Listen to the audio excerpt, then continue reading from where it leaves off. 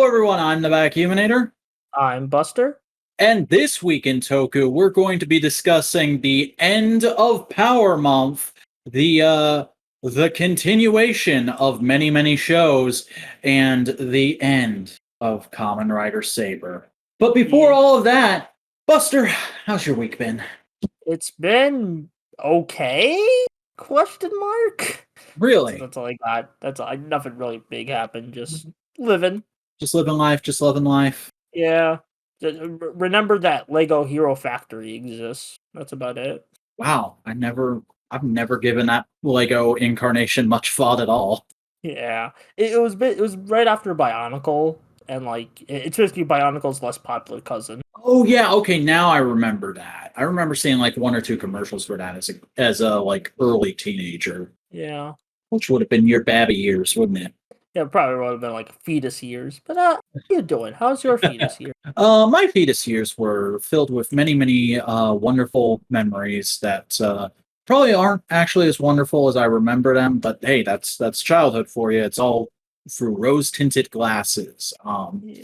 And you know what else should be through rose-tinted glasses? How everyone views modular media, because this podcast is a production of modular media, the creative co-op the two of us are a part of. And if you're listening to this podcast, we'd really modular if they come out. And to get even more information, follow us on Twitter at the Modular Media and join the subreddit r/modular media. But that's all the shilling I have to do for this week. So you want to just dive right into it? You want to get into some news? So we have the final big epic, oh my god, reveals for Power Month, everybody. Power Month 2021 came to a close this week with the double announcement of two Amazon exclusive Lightning Collection figures. The previously leaked, I hesitate to call it a leak because it was officially shown at a show in another country, but we now have confirmation of the in-space Ecliptor and Astronema 2-pack, as well as clearer images of them, and they look great. I'm a really big fan of how these figures turned out. Like, I actually have the first Astronema in box behind me right now. Listeners can't see it, obviously, but I've gotten a good look at that figure without actually putting my hands on the physical plastic yet, and this looks like a marked improvement over that first one in terms of like the detailing on the face. And Ecliptor, man, they just nailed that look on it. Yeah. I'm kind of tempted to get it, but 2-packs aren't really my thing, especially with like expensive collector's lines. Mm-hmm. And then we got an actual surprise. Oh my god, an actual fucking surprise reveal from the Lightning Collection, because nobody saw this coming. We weren't even aware of his existence? Computer system code. We weren't aware. Yeah, so nobody had any idea that this figure could be coming. But we are getting Mighty Morphin Finster, which means we are one step closer to completing the original villain team. Although I'm sure a lot of people will stop at Squat and Babu, but like, I want Master Vile, I want Rita Revolto. Give me all. If we're gonna do the whole, they're definitely gonna do that before any RPM figures. Oh yeah. But we have Finster now, and Finster looks really, really good. Like, for a character who I honestly wouldn't have thought I wanted in the Lightning Collection, just because he doesn't have any action scenes you'd want to pose him for. He just looks spot on. Yeah, I can imagine, like, for figure posers out there, like, he can just be, like, hiding while an actual monster is fighting the Rangers. So. Yeah, or just, like, a background character in a group shot or something like that. Yeah.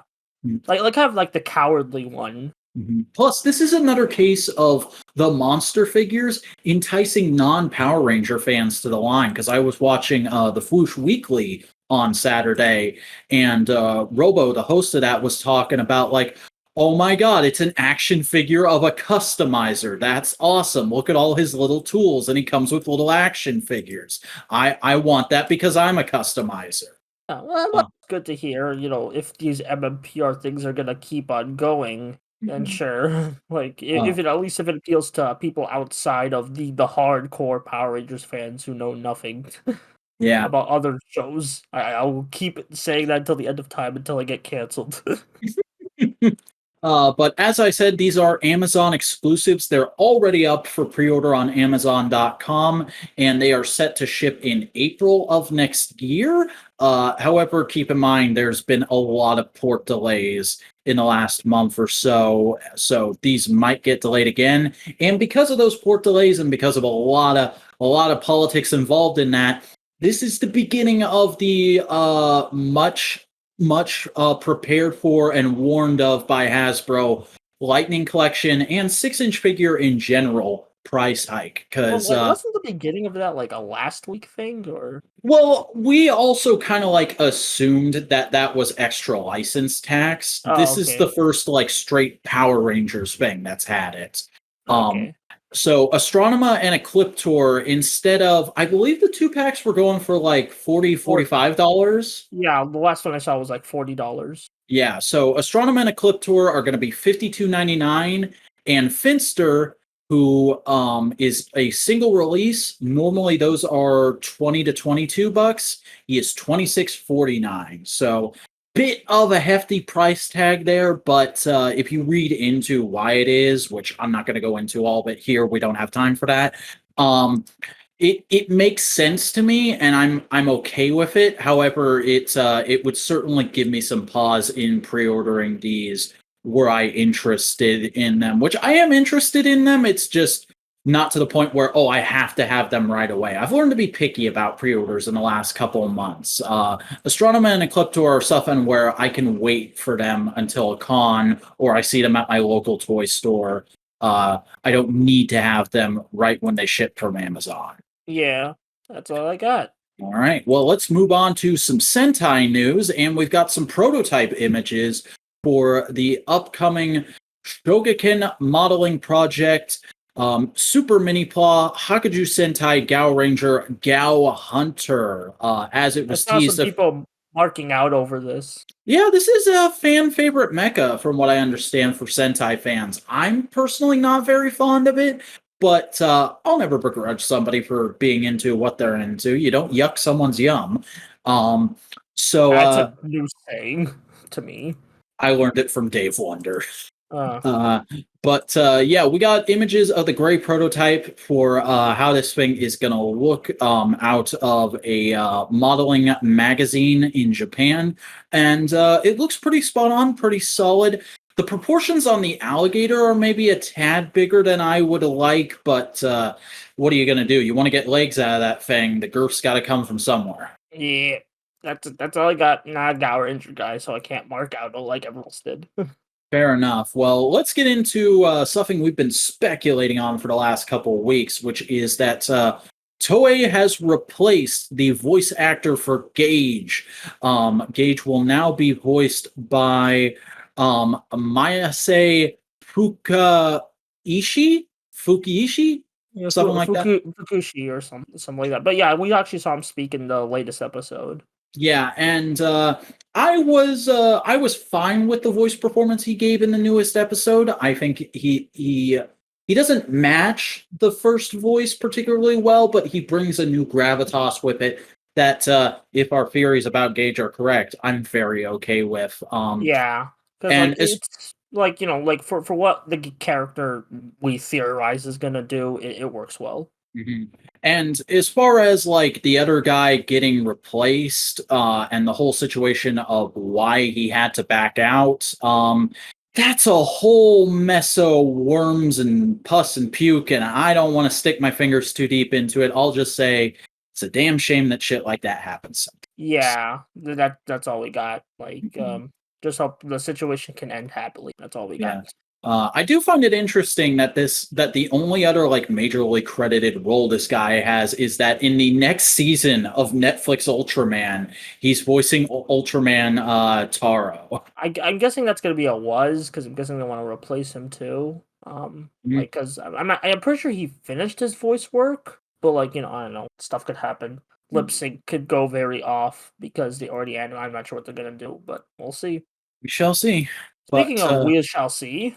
Yeah, let's get into Kamen Rider Saber news because immediately after the final episode of Kamen Rider Saber aired this week, Toei announced that they will be doing a Kamen Rider V Cinema project for Saber, following up on some of the characters. The trio of Deep Sin is Okay, coming. I need to explain this because I'm the Saber guy here. Yeah, go ahead. So this is very. So when I first heard this tease, I thought it was gonna be an Espada V Cinema because he's getting the big toy. No, this is like a time skip V Cinema where it takes place 8 years after the show. We're going to be following a bunch of characters, and the Deep Sin trio is going to be like probably villains. So we'll see. Yeah. A very interesting route to take a V Cinema, I'd say. I'm excited. I kind of feel like well, we'll get to it, but I kind of feel like Saber, like I kind of don't want anymore. But like sure, we can more say I like the show.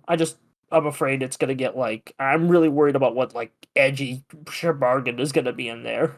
Like even though I like the 01 V Cinema Saga so far. Fair enough. I mean, I have seen very little Saber, so I don't feel particularly excited about this. And also, it's like Toei does this with every fucking show now. You're gonna get a good bit of after content, no matter what it is or how popular it is, just because that's the product model now. Yeah.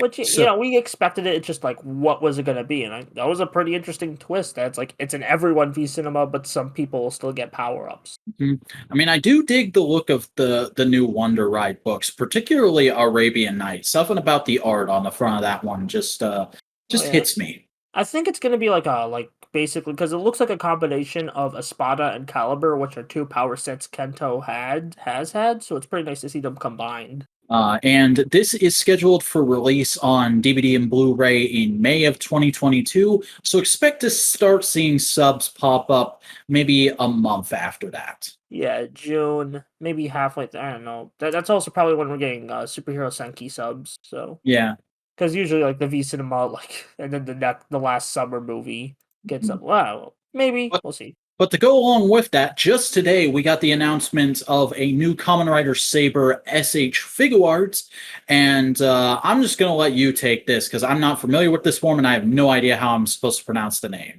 Kenzan. Kenzan Sarutobi. No, that's just like the form name. Okay. Is this? Is this his base form? Yeah, as his only form. Oh, okay. I don't know. I don't know Saber Riders. Yeah, that's fair. He was one of my favorite characters in Saber, especially in the later arcs. So maybe if I find a good aftermarket price, I might pick it up. We'll see. Yeah, he does look cool. I like how he turns his sword into a big ass shuriken. That's a neat thing I've not seen in Rider before. His sword is one of the more unique ones because he splits it in two, and then he can do all these cool shapes and yeah. Certainly got a neat visor design. I'll give him that. Yeah. The character underneath is a total pipsqueak, and I love it. Pre-orders for this are already open, so go to whatever importing service you prefer. It'll be shipping out. It's a premium Bandai web exclusive because Saber's done now. Yeah, well, middleman service, I guess. But go to whatever middleman service you prefer because it will be shipping out in January of next year. It's time, everybody. It's time for Revice news to take hold. So we have a Kamen Rider Revice merch announcement, which is, hey, you know how Toei does plushies of all the characters for all the shows now? Here's Revice plushies. Yeah, look, it's Iki, Igasashiri, Igarashi. Yeah, it's Igarashi and Vice. You're getting Igarashi and Vice, and I'm assuming have their Revi and Vice. Oh, we do have plushies for those? Did I miss that? No, we covered it. Oh god, I'm such a dingus. No, it's fine. I'm a dingus too. I didn't notice that. I hadn't scrolled down on this article when I bookmarked it earlier, but they also come with little costumes. You can slip little cape and cowls of the costumes over them. That's cute. If I kind of want to get the Vice one because I like the design, but as we'll soon see, Vice isn't really endearing me. So yeah, but that's all for that.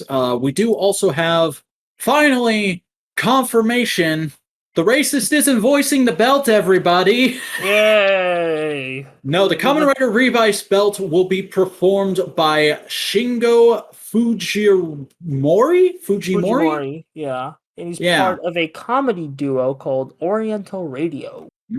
Yeah, never heard of him. I'm not very familiar with the Japanese comedy scene outside of what I see in Tokusatsu, but from his picture here, he looks like a nice lad. Yeah, for a second I thought he was, like, from his fashion sense, I thought he was the fanboy, and I thought that would be pretty funny if the fanboy voiced his own driver, but, yeah. I also Maybe I'll like voice how... driver. Oh, sorry. No, I was gonna say, like, maybe, like, I thought it was the fanboy voicing the driver, and I was like, wait, maybe the second driver, because, there's gonna be a second driver, could be voiced by the fanboy. But, that's a what if. I also like how Toei apparently detailed in their announcement that they cast him specifically because they wanted a bright and cheerful voice to go up against the strong and powerful personalities of Revi and Vice. Like, that's some nice thought outness there. Yeah, and also, like, from the previews, I really like the voice with the "Come on, Rex" and stuff like that. So, Megalodon. yeah, good choice for the belt. Now I feel a tad more comfortable buying if I ever get a Revice belt. Yeah. All right, moving into Ultraman news, we have some Ultraman Tiga merch announcements. Memorabilia. First and foremost, we're getting the dark spark lenses. Both the regular Tiga version and the Chimera. I forget how you pronounce her name. Version. Yeah, we're getting the mommy dom version as well, because apparently she was in a Tiga movie. Yeah, and nobody ever bothered to tell us, or to tell me at least. No one told you. I mean, so from what I've heard from, like, everyone who's actually finished Tiga, it's like all of the parts of Trigger right now are just a retelling of the Final Odyssey. Interesting. So everyone was like, when I kept telling my theories about a certain leak that we might have missed, that, like, people are like, oh yeah, we totally knew this was gonna happen. I was like, wait, you guys knew?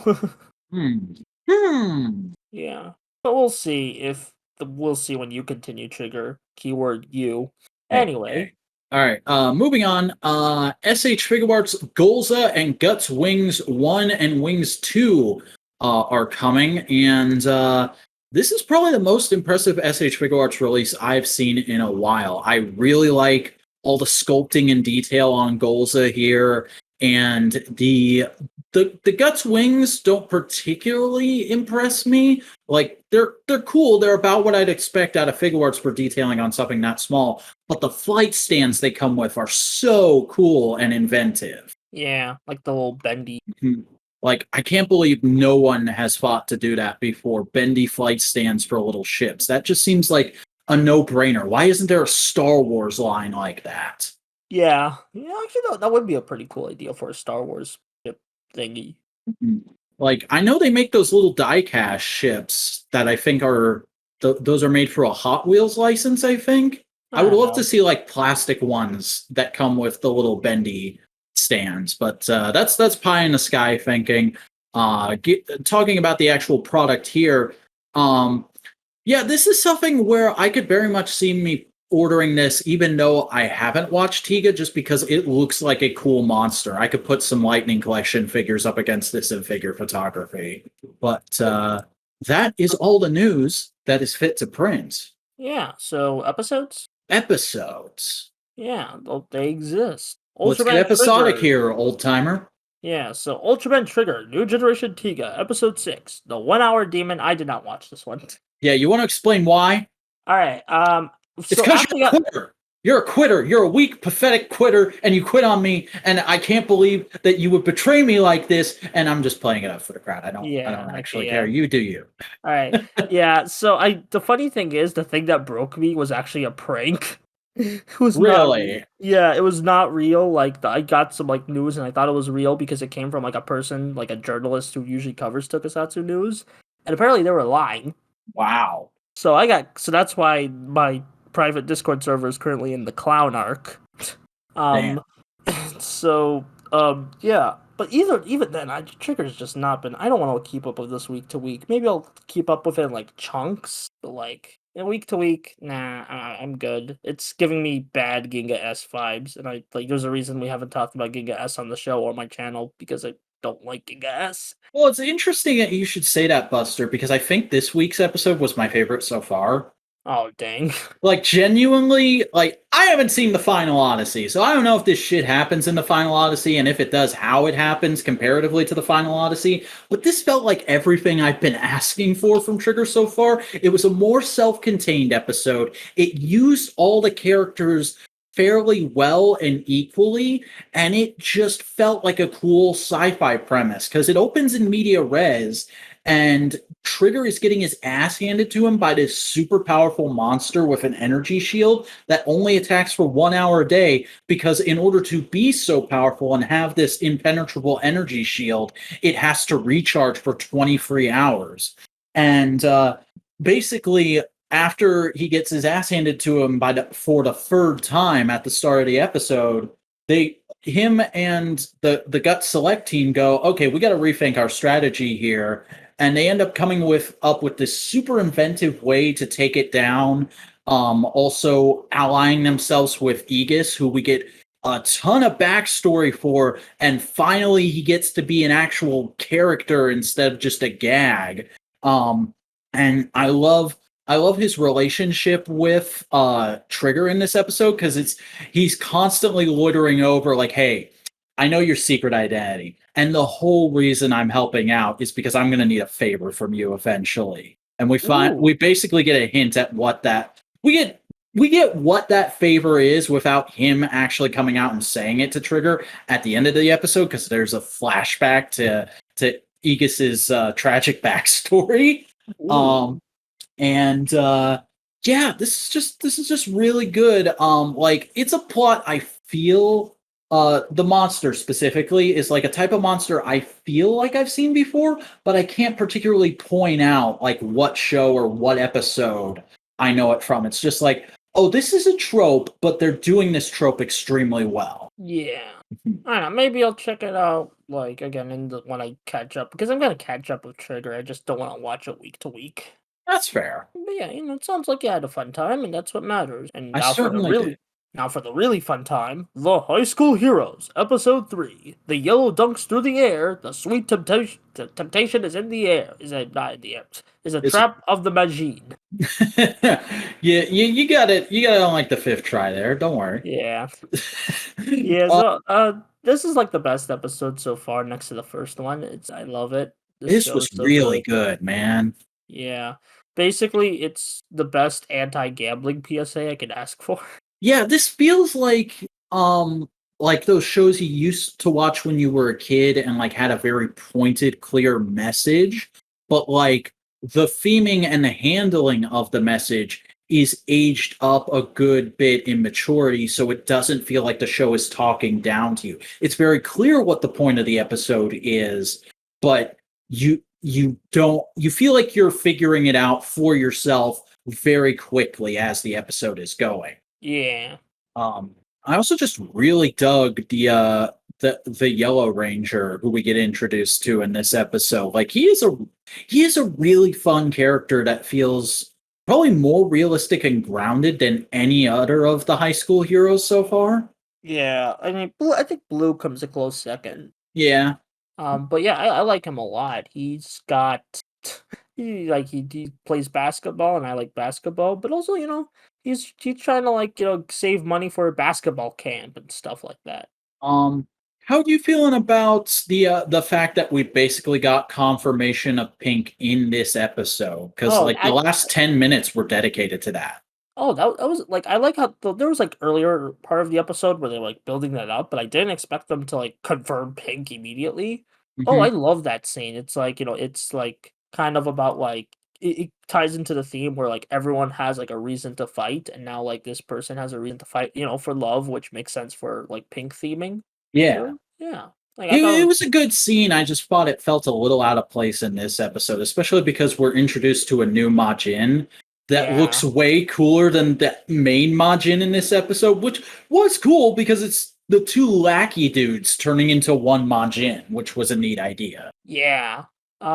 But it kind of feels weird to like that we got that at the end. I'm guessing they just like, oh, we need to fill out time for this time slot. All right, just take the beginning of episode 5 and chuck it in here or something.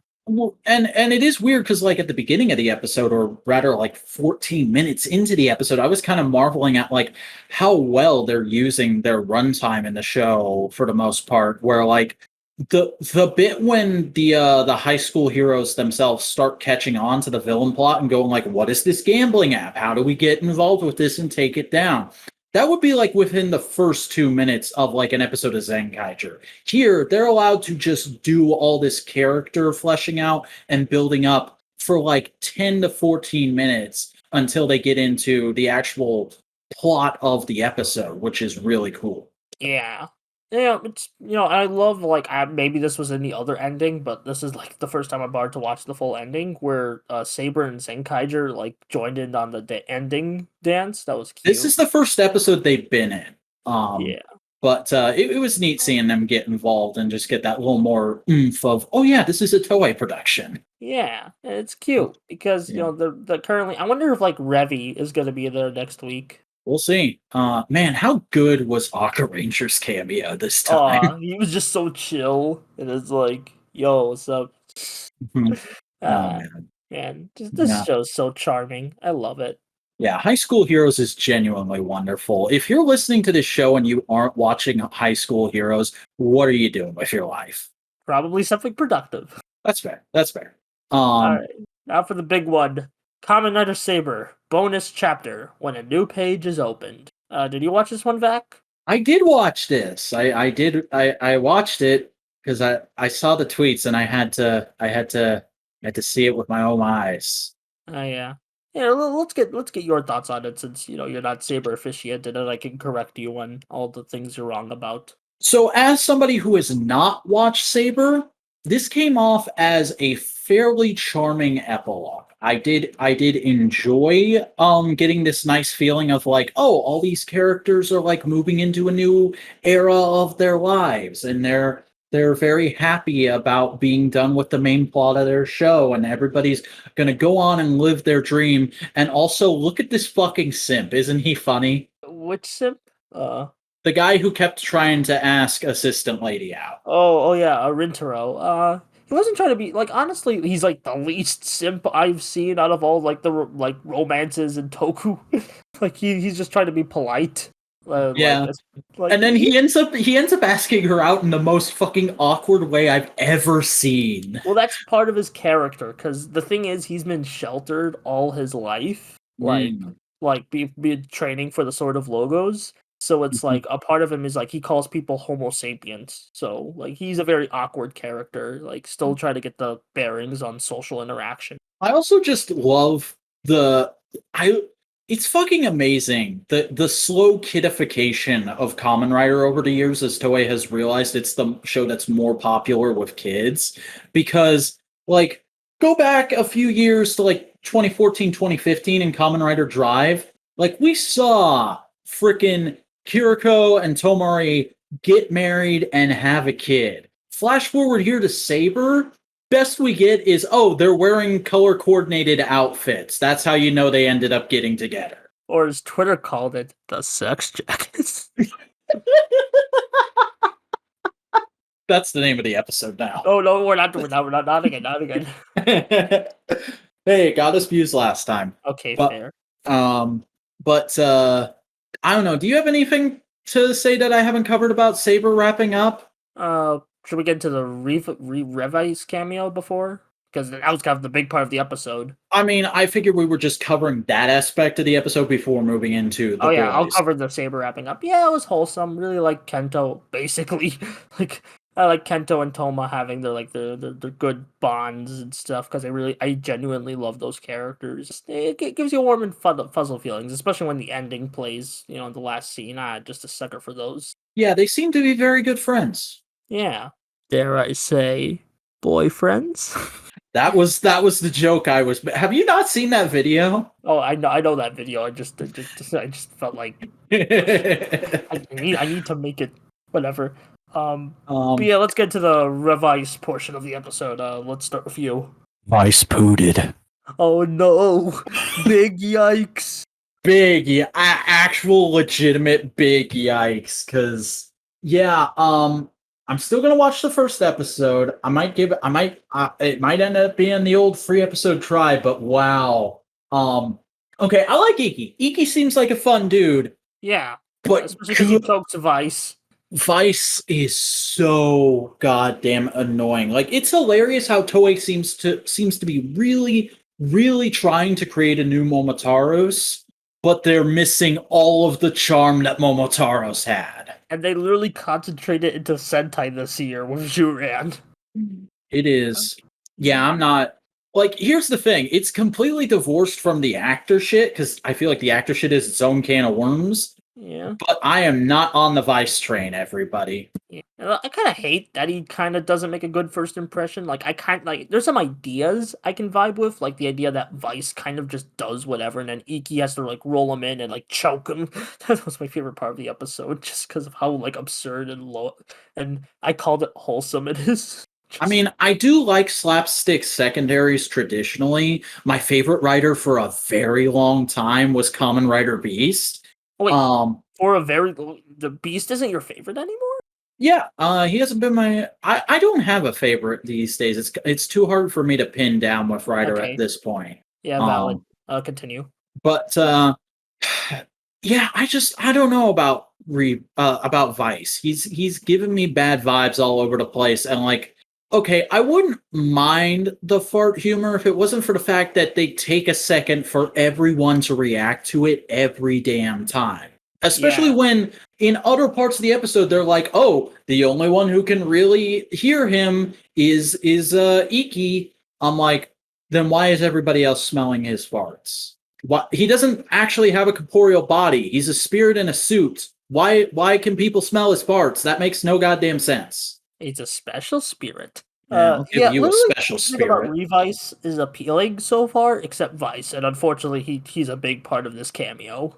Now, I am willing to give it granted because this episode was not written by Revice's writer.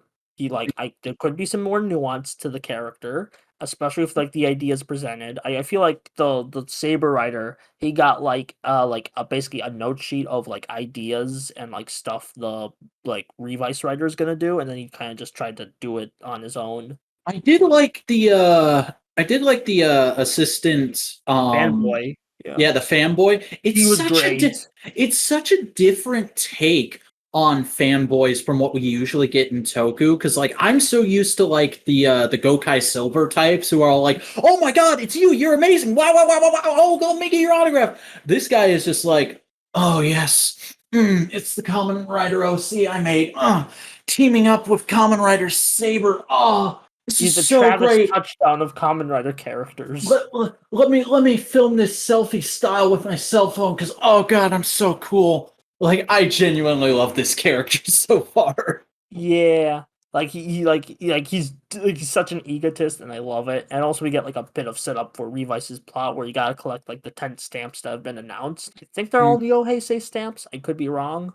Hopefully that stretches out long enough and has a satisfying conclusion, unlike another fetch quest show I could name. Look, it's only 10 like items. It's gonna be the first arc. That's it. Like that's just gonna be the first arc plot before we head into like more writer v writer stuff. That's As how. long as they don't have some dumb base premise that's supposed to be resolved with that and then gets reset at the end of the base arc. Knowing just saying that sound cause like a Ghost and Revice kind of have like there's some similarities between the premises of like the spirit stuff. Dang, that could actually happen.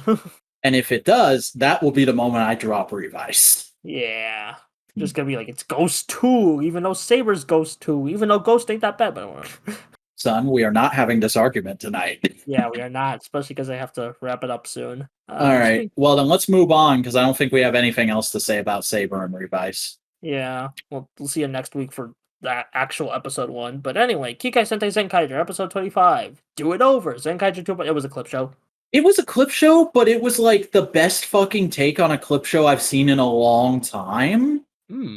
Because, like, clip shows are usually either people sitting around reminiscing about the adventures they've had so far, or one character explaining to a one-off character about everything they've been through so far. Whereas, like, some of the more inventive examples I've seen are like in Transformers Prime when Starscream is on trial for treason in the Decepticons. So he goes over his entire story throughout the show so far, like twisting his portrayal of it to serve his own needs for survival. And that was like the last time I really enjoyed a clip show.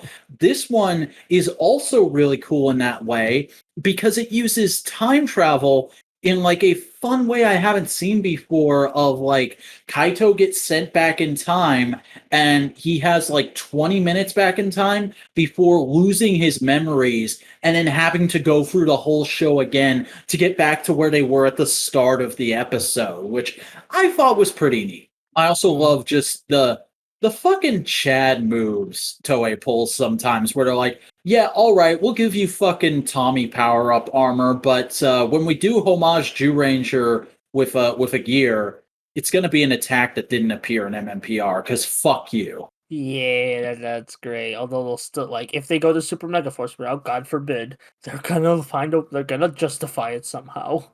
Yeah, that is possible. But anyway, Also, that's if not what we're anybody talking about. heard a crash in the audio, my Marvel Legends stilt man just fell over. Dang. But yeah, I didn't really. I mean, it was fun to see Sei-chan get some cool stuff, but like, yeah, no, just it was a, like, Yeah, that's something I didn't point out. This was a Sei-chan focus episode. When have we ever gotten that? Never. Mhm. But yeah, outside of the Sei-chan focus, I'm just kind of like, got really no opinion on it. It was fine. Yeah.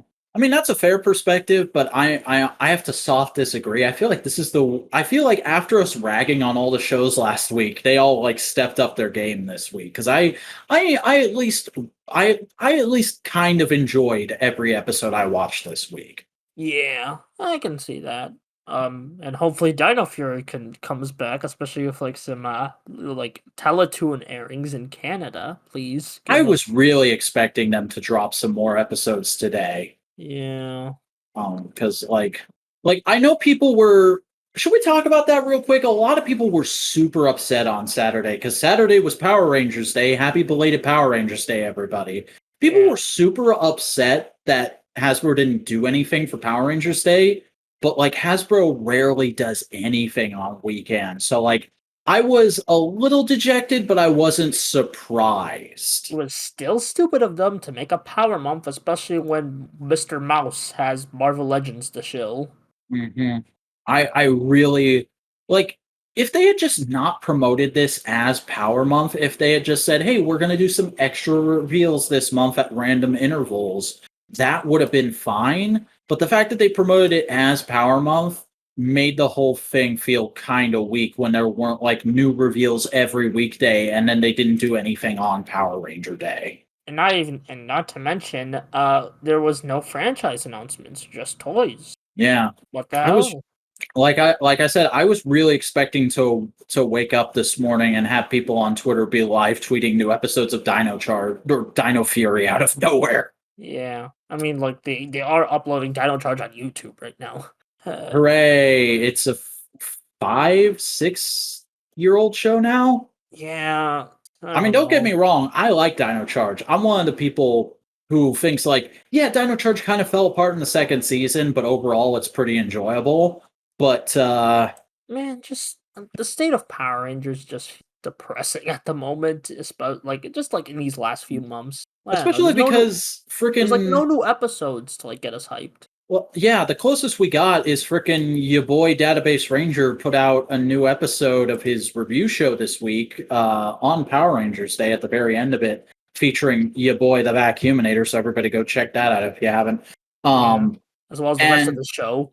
I love how there's like literally a sequence in that episode where one of the more characters that's more powerful than him tells him about the future of the franchise, and he's like, "Oh, Hasbro gets control. They must be doing an amazing Zord line." And he's like, "They've done like 3 Megazords, and that's it." Yeah, That episode really put into perspective both how good we have it and how kind of like weirdly nonplussed the franchise is at the moment. It's just like neutral, and I feel like I don't know. I just wanted to like stay true to itself, but still reach a wider demographic. And I know that's gonna be a really hard task to pull off, but I mean, my thing with Power Rangers overall at the moment is just like they're doing a good job at covering a lot of different bases, but they're not bringing their A game at home base, which bothers me. yeah, like the new shows or Megazord. I mean, like the Dino Fury, outside of a couple hiccups, has been like Kino, but like after that, like it's just Could we get a more regular release? I'm not even asking for like new episodes tomorrow. Because like I know I said I was expecting that, but it was more like just kind of like, it'd be neat if they did this. like a gamer instinct. I don't need new episodes tomorrow. I just want to know when the new episodes are coming. Like if Hasbro could institute a policy of saying like, hey, here's when the next drop is coming, right after each drop, I would love that. Yeah, because it gives us something as a fandom to be excited about. Yeah, because right now we're just kind of in. But just like that was some bonus Power Rangers discussion for all of you and belated celebration of Power Rangers Day, I guess. But that'll be the somewhat downer ending to our podcast, I'm guessing. So before we close out, Buster, why don't you tell the good people who you are and where they can find your stuff if you should want them to? What's up? I'm Buster Corp. Currently I'm at 625 subs. We're almost close to passing Boy Go Rider, fellow member of Modular Media. I also got a new profile pic on the YouTube page, which is neat, and we uploaded 2 videos last time.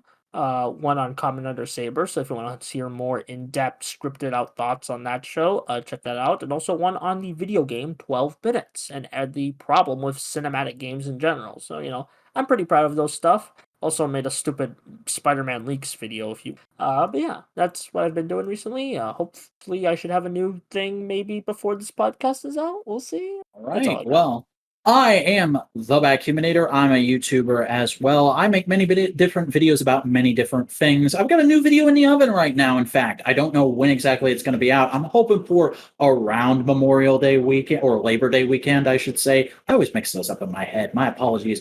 But I'm not comfortable at saying what it's about exactly, so just hang in there and be excited. I'll have it out when it's out.